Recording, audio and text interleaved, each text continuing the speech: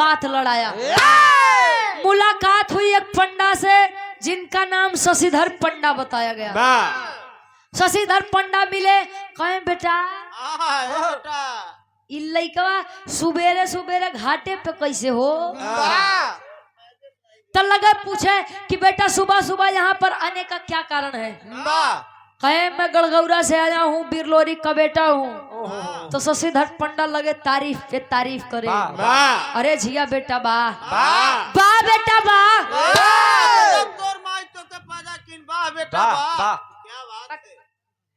कहे वाह बेटा तू तो ऐसे वीर का बेटा है कि मैं अब क्या ही कहूँ, कभी उनका कोई मुकाम ही नहीं था। कहे का करे आए है, कहे जेकर बखान करत है अपने बाबू बिरलोरी के पिंडदान करे बदे आए हैं। तले शशिधर पंडा पिछड़ के कहे सुना, अब तू चाहे लोरी का लइका हुआ चाहे राजिंदर के, कहे अब केहू के लइका हुआ, पिंडदान हम नहीं करवाऊ। काहे बदे? कहे जाए दे बेटा, बे तोर खेल खाए के उम्र बा, खेला और खा और जा, युद्ध के चक्कर में मत पड़। निकल ले बेटा झोला लेके। काहे बदे? समझाओ तैन शशिधर पंडा। का समझावे?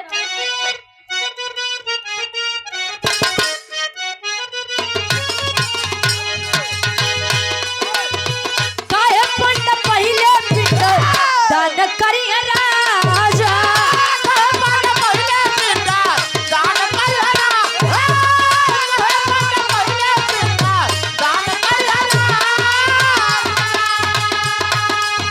जबरदस्ती करबा बच्चा रण में मार जावा।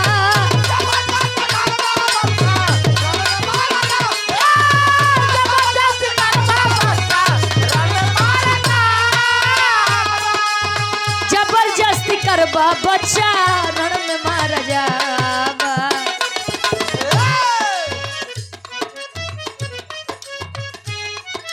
आकाश यादव सबर भोरी सुन के खबर भोरी तन में गुस्सा आया, शशिधर पंडा से बात लड़ाया।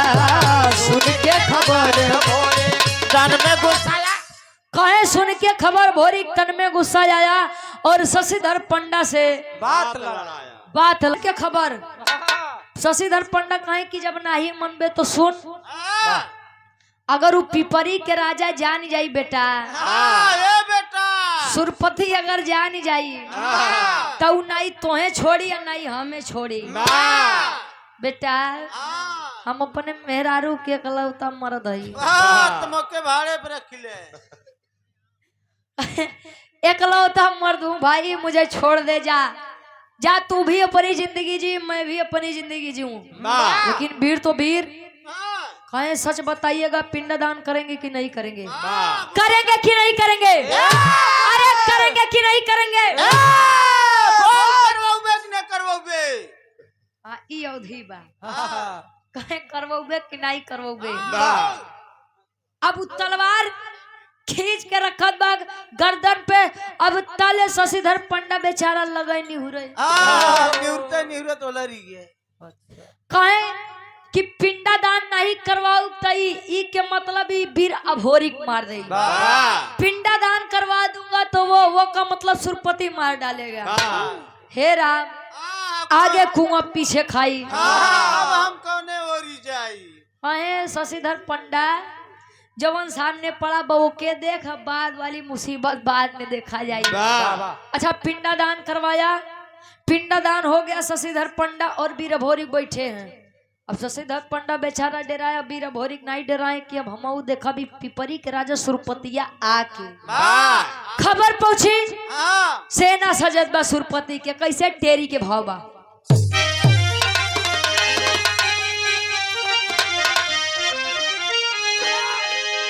अरे राम जवानी जंगी जूझे जमके, अरे तो जवानी जंगी जूझे जमके, लोरिक पूती अभोरिक कहे मिटाऊ हमके, अरे हो हमके, अरे हो हमके।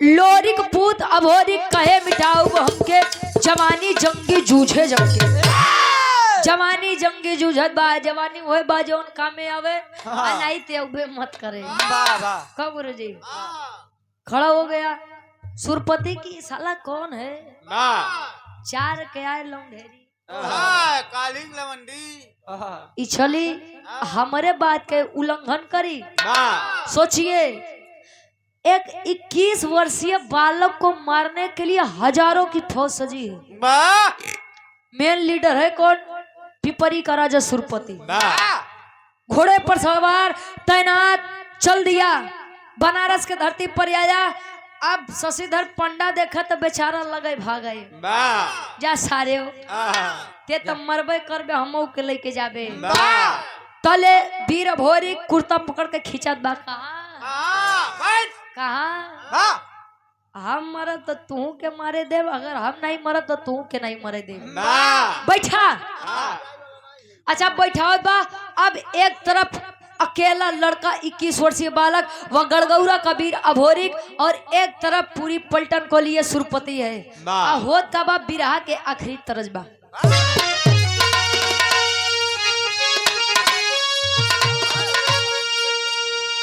अरे तसा सुमार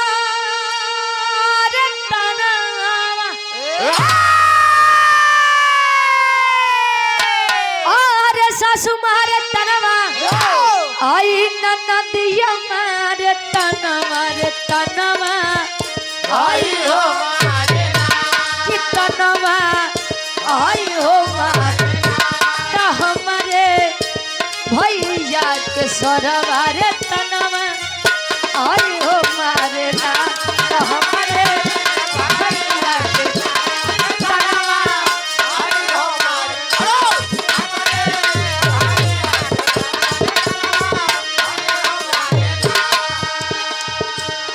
सासू मारे तनवा न नदियो मारे तनवा तनवा हाई हो मारे ना तो हमारे भैया के सरवा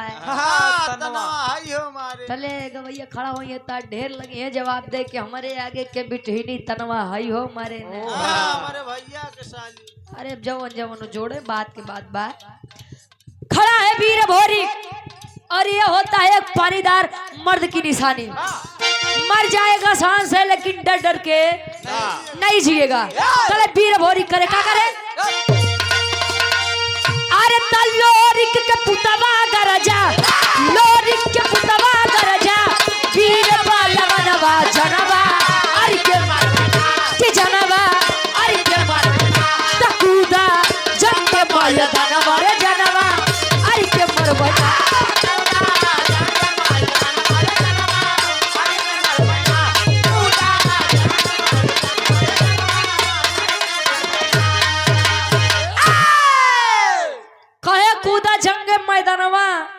जनवा आरी के ले बना बताओ थे और इतिहास कहता है कि जब वीर अभोरिक तलवार चलाए तो सैकड़न वीर ऐसे धराशायी हो वाह अच्छा बाहर सुरपति खड़ा बा घोड़े पर सवार आ तले युद्ध होत बा मारत काटत मारत बस अरे बस यार अच्छा मारत काटत पहुंचत बा अच्छा जे 150 है ना हमारी तरफ बड़ा लोग ठेठ गरियावत है अरे नहीं गुरु तो उन लोग हैं जा सारे जा सार तोर कुल नाश हो जाए अरे तना नहीं तो हम कौन काहे बदे कह यार अच्छा गाड़ी सब गरिया होते हैं लेकिन तू लोग कुछ ज्यादा बढ़िया गरिया हुआ है कहो जब अरे भाई वो लोग प्रयागराज वाले कुछ भी कह सकते जाना था गुरुजी गुरुजी ये सब इतना चतुर है कि माघ मेला कुंभ मेला में जब गाय नहीं मिलते दान बदे तब बछवा के बोरा ओढ़ाई के लेके जाते बछवा के बछिया बनावत है बार बहादुर वाह ये लोग प्रयागराज वाले ने ये दुनिया के पाप धोते लेकिन अपन पाप नहीं धोते अरे जा हाँ हाँ ए भैया अच्छा जब 150 बचे तब लगे सुरपति के गरियावे अरे जा सारे तोर सत्यानाश हो तोर कुल नाश हो अरे न सारे तो चूतिया रहे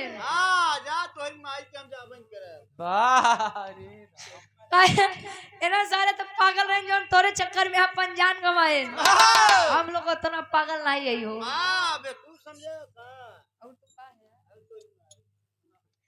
कहे अच्छा यार हो तले जितना 150 है बेचारे सीधा सीधा लेटत है कि कैसे वीर अभोरिका जाने की मर है नहीं तो भाई सही में मार दे अच्छा गया और घोड़े पर सवार सुरपति को लेकर आया खींच लिया नीचे उतर नीचे उतर साले तेरी माँ काट ले साले तेरा अरे बहादुर ताव में का बोला था पहले ओके सोचा करा हाँ जो सिमाई के होश मत खो भाई हाँ अब देखत तो है अब ओके बतावा ए भैया अच्छा यहाँ लगे ताप वीर अभोरी सुरपति के मोहे पे करिखा पोताई के गदहा पे बैठाई के बनारस के ऐसा कोनो कोना नहीं बा जहाँ घुमाए न हो अच्छा धोबी घाट कहाँ छोड़ी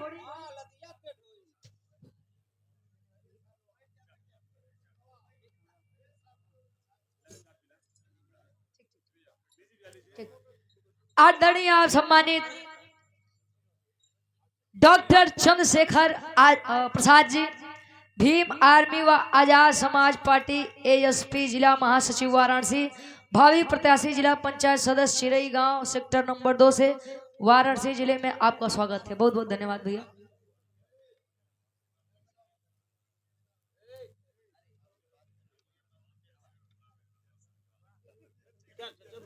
हमारे गार्जियन जी के द्वारा ये 500 रुपए का सम्मान आशीर्वाद के 4 सुंदर माला। ए भैया अच्छा ठीक इतनी बेइज्जती हुई अच्छा जिसकी डंका और जिसका नाम हो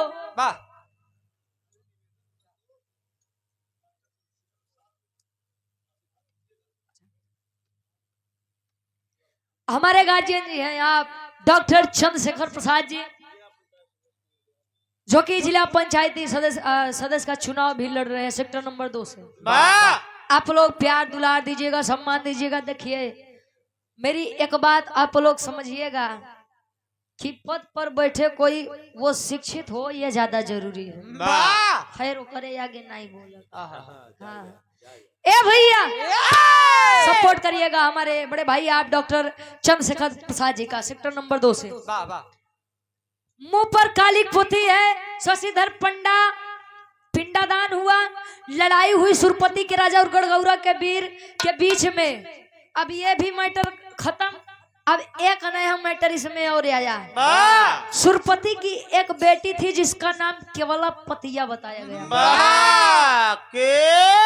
केवला पतिया तक केवला पतिया जादू के विषय में बड़ी जानकार रहे गुरुजी। इतनी जानकार रहे कि जब भी चाहे कुछ भी कर ले पने जादू से। और केवला पतिया पहले ही वीर अभोरी के वीरताई पर मुग्ध थी प्रसन्न थी।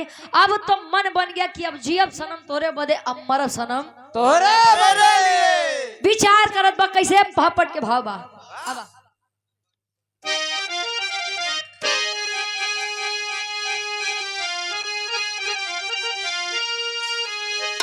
अरे तो आई केवला पतिया अरे तयाई केवला पतिया बन हसी न जीना मुश्किल बा। अरे तयाई केवला पतिया बन हसी न जीना मुश्किल बा। तब बाप के इज्जत भोले काहे छीना जीना मुश्किल बा।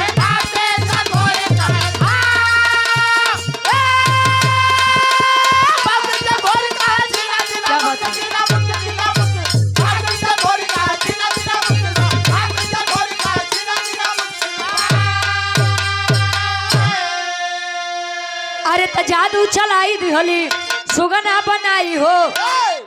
अब पिजरा में कैद करके पिपरी लेके आई हो। अरे कहे कुंवारी जी अब नहीं अरे कहे कुंवारी जी अब नहीं तारा बिना जीना मुश्किल बा।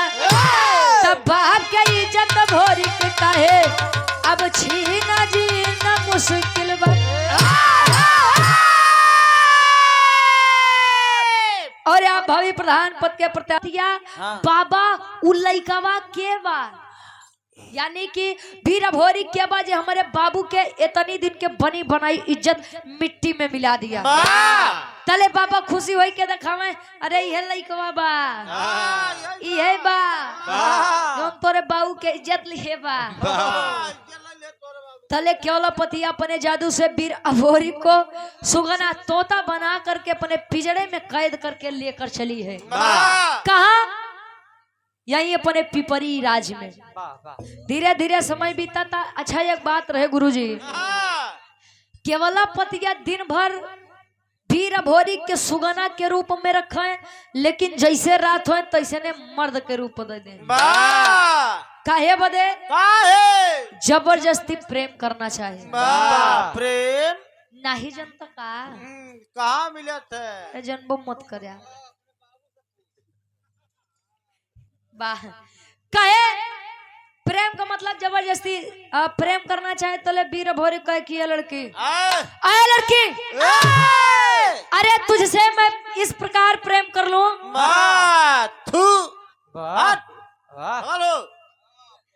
कहे मेरी मर्दानगी के ऊपर धिक्कार होगा, मैं तुझसे प्रेम ऐसे नहीं करूंगा।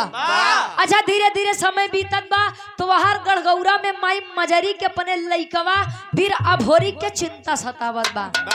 तब वीर अभोरी के माई मजरी करत थी का आल्हा के भावा।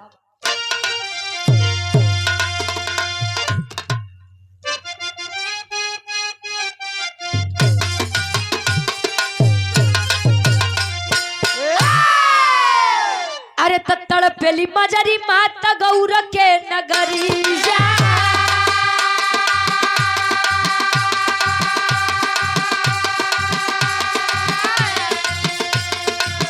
देवराई चनराई के दिहोलिन पठा,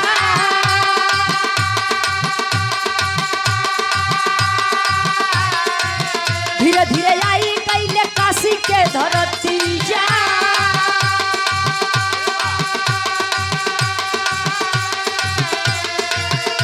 धीरे आई गई काशी के धरती जा,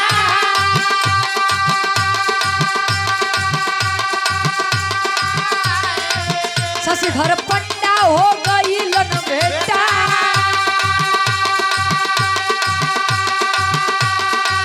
लगले बतावे पंडा पूरी तब खबरी जा।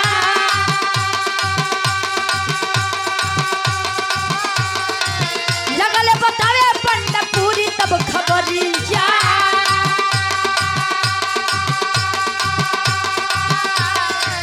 केवलापति सुगन देह से भोरी के बना,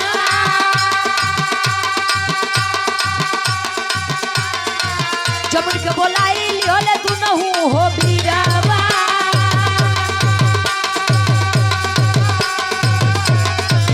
माई के बोलाई लियोले तू नहू हो बीरावा।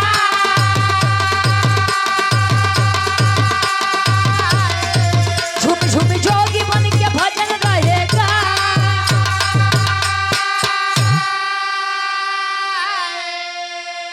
गढ़गौरा के दो वीर देवराई और चनराई माई मजरी भेजत बा कि वीर अभोरी का पता लगा करके आप लोग आइए। अच्छा आए काशी बनारस, जब बनारस के धरती पर आए फिर से मुलाकात हुई शशिधर पंडा से, तो शशिधर पंडा पूरी बात बताए कि बड़ा अच्छा लड़का रहे, धोखा हुआ उसके साथ, विश्वासघात हुआ, कई मतलब कि पीठ पीछे वार हुआ है। सुरपति को रण में हराया, पिता का पिंडदान किया और सुरपति की बेटी केवलापति सुगना बना करके अपने राज्य लेकर के गई है। अच्छा देवराई चनराई तुरंत जमुनी माता को बुलाए, जोगी बन करके तीनों लोग भजन गावत हैं। भजन गावत गावत पहुंचे पिपरी के राज। अब पिपरी के राज दरबार में भजन होत बा गुरुजी, भजन होत बा और ऊपर केवलापति सुगना ली है, यानी वीर अभोरी के काए हमार सैया, ए हमार राजा, ये हमार वाह काहे आवाज चला लई क्या बनी छे अजय से पिजरा रखत बा। माई जमुनी कहियो हो बेटा या भोरी हाँ माते। वहां पर फंसे हो। हाँ माई। मैं परेशान मत हो बेटा, निकालेंगे बाहर। वाह केवल पतिया भजन में मस्त बा और यार माई जमुनी अपने जादू से सुगना रूपी वीर भोरी के फिर से मर्द रूपी शरीर मिलत बा। वाह जब शरीर मिले केवल पतिया लगे इधर उधर देखे कि कैसे भा अतले माई जमुनी अपने जादू से केवल पतिया के गदही के रूप देते हैं। गदही के रूप मिला, बेचारी लगे नीचे मुड़ी करे। गुरुजी लगे नीचे मुड़ी करे, हर बाहर करे। शर्म के मारे कपड़ा नहीं पहने। अपने बाऊ के सामने वो केवल पतिया गदही बनी बा, लगा हर बाहर करे। तले देखा बाहर पिता का प्रेम बैठा है अपनी पुत्री के लिए जमुनी माई के सामने। एक बात कहे, का कहे, आखिरी भाव खड़ी के भाव बा।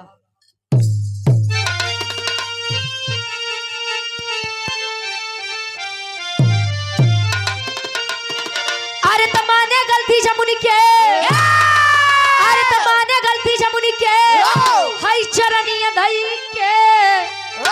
तमाने गलती जमुनी के, हई चरनिया धई के। आमाई भाई तू बहिनी वचनिया कही के। आमाई भाई तू बहिनी वचनिया।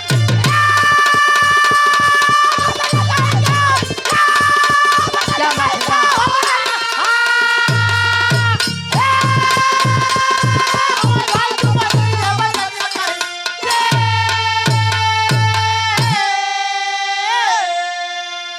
कहे माने गलती जमुनी के चरनिया धई के।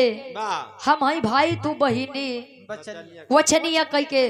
सुरपति माफी मांगे, लेकिन अब वीर भोरी के लगे गुस्सिया माई एके नहीं छोड़ब, एके नहीं छोड़ब। एक सारे तीनों काट ले का गोड़ हाथ मुड़ी। कहे करे चक्कर में इतना दिन हमें मऊगन जैसे यहाँ रह के पड़ा, नहीं छोड़ब एके, नहीं छोड़ब। कहे शांत रहो बेटा, तनी चुप रहो। का कहत पहले के सुना। कहे माई हम एक के शर्त पे माफ करब। कवन शर्त? कहे ने कर जौन बिटिया बा केवल पतिया ही हमके बड़ा प्यार करत है, एक के कैदा हमार शादी ओसे करवाए दे, हम एक के छोड़ दे। तब सुरपति कहे भाई इतना नहीं हो सकत। काहे बदे? बिटिया हमार गदही बनी बा, तू लड़का है तो गदही और लड़का के बियाह कैसे होई? जोड़े नहीं खाए। कहे तो तू गदहा बना या ते के लड़की बनवा। तू गदहा बना। माही जमुनी ठीक करत है, बियाह होत बा। अब दोनों के संयोग से एक बच्चे का जन्म हुआ। केकर? आखिरी भाव, आखिरी प्रमाण। मारकंडे ITI चौबेपुर से मेरे मास्टर साहब गार्जियन जी के द्वारा सुंदर माला 100 रुपया आशीर्वाद के चाह रहे। और आप सम्मानित हमारी गार्जियन जी, आप चांदनी गुरुमाता जी के आप शिष्य हैं, डूबा डूबा जी।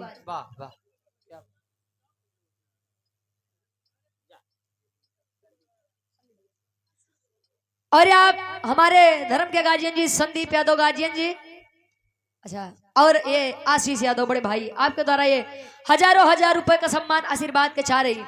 अच्छा, वही भी सभा में शादी होत बा। कैसे?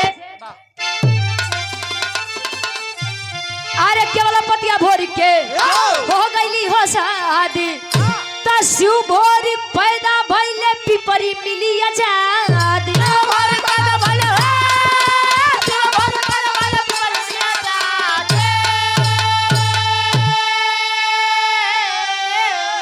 अरे तेरे अपने घर आए, अरे तेरे अपने घर आए, हई दुल्हनिया लई के।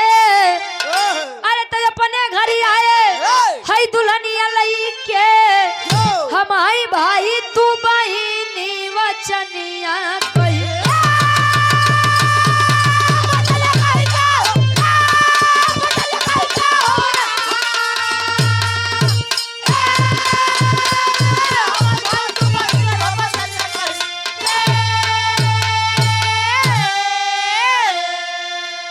केवल पतिया भोरी के हो गईली हो शादी, तो शिव भोरी पैदा भइले पिपरी मिली आजादी। केवल पतिया और अभोरी की शादी हुई, गड़गौरा जाए।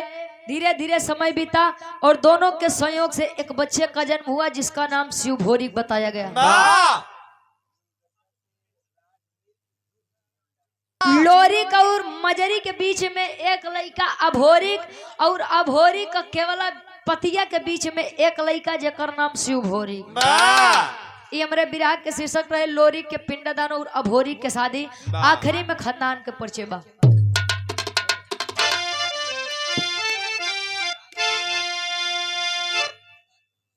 गुरु बिहारी गुरु गणेश गुरु रामलाल मुर्बाद का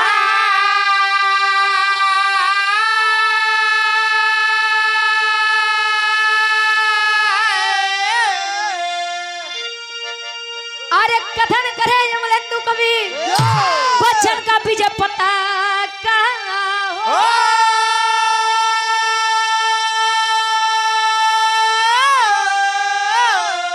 अरे तजवानी जंगी जूझे जम के ग्वाला वंशी रुचि बरी काना पे पानी जवानी जंगी जूझे जम के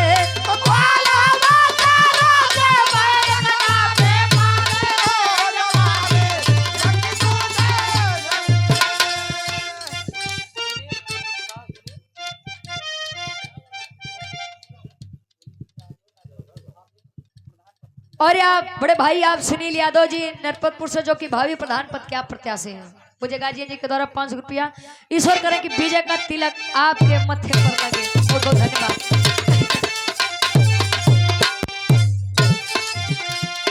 दुनिया का मेले में लड़की अकेली सुन है नाम उसका। दुनिया का मेले में लड़की अकेली